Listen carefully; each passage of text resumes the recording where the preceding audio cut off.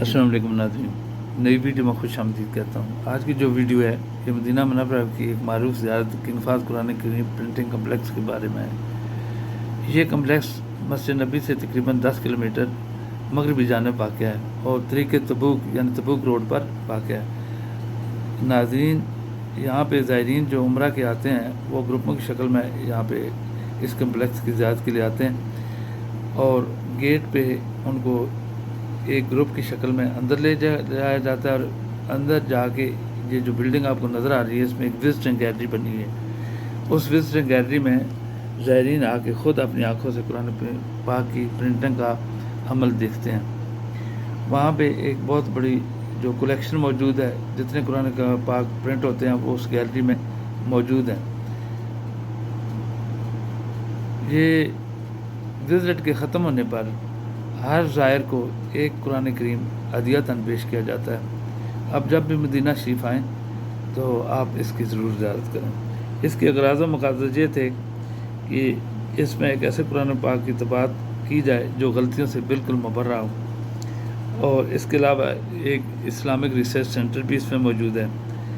اس کے علاوہ اس میں سیرت النبویہ پر تحقیقی کام کرنے کی سہولت بھی ہے اور دنیا کے مختلف ممالک سے کافی زیادہ علماء اس ریسرچ سینٹر میں کام کرتے ہیں۔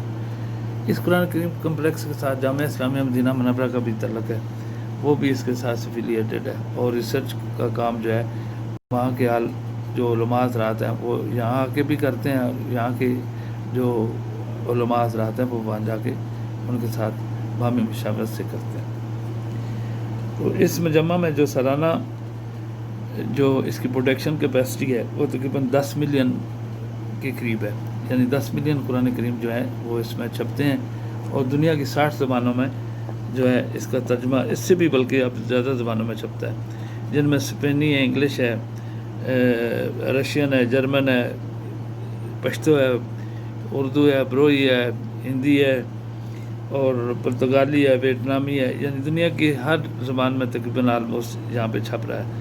اس مجمع میں کام کرنے کے والوں کی تعداد 700 کے قریب ہے اور یہاں اس کمپلیکس کے اندر ورکرز کی رہائش اور باقی سہولتیں بھی موجود ہیں۔ اس کا رقبہ جو ہے یہ کافی وسیع ہے، یہ تقریباً 2,50,000 مربع میٹر کے قریب ہے۔ تو ناظرین، قرآن کریم کی جو طباعت کا عمل ہے وہ سب سے پہلے ڈیزائن سیکشن میں ہوتا ہے، وہاں سے ڈیزائن کی اپروول ہوتی ہے۔ وہاں پہ ہمارے ایک دوست ہیں، وہ عبداللہ حنیف کام کرتے ہیں، وہی ان کے ڈیزائنر ہیں۔ میں نے خود بھی اس کمپلیکس میں 18 سال کام کیا پرنٹنگ ڈپارٹمنٹ میں، تو اس لیے مجھے اس کے بارے میں کافی واقفیت ہے۔ تو ڈیزائننگ کے عمل کی اپروول کے بعد ایک کمیٹی ہوتی ہے جو اس کے ڈیزائننگ کے عمل کی اپروول دیتی ہے اور اس کے بعد اس کو اگلے جو ہے وہ پلیٹ میکنگ سیکشن ہوتا ہے، اس میں آتے ہیں، اس میں پلیٹس وغیرہ تیار ہوتی ہیں، اس کے بعد پرنٹنگ میں آ جاتا ہے۔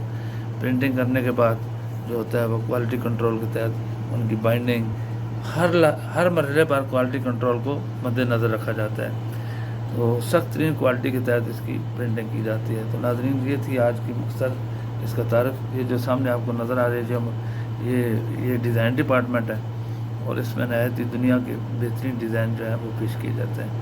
ناظرین، اگر آپ کو ویڈیو پسند ہے تو اپنے دوستوں کے ساتھ شیئر کریں، ہمارا چینل ضرور سبسکرائب کریں اور اس سے زیادہ معلوماتیں آپ کو ویڈیو ملیں گی انشاءاللہ۔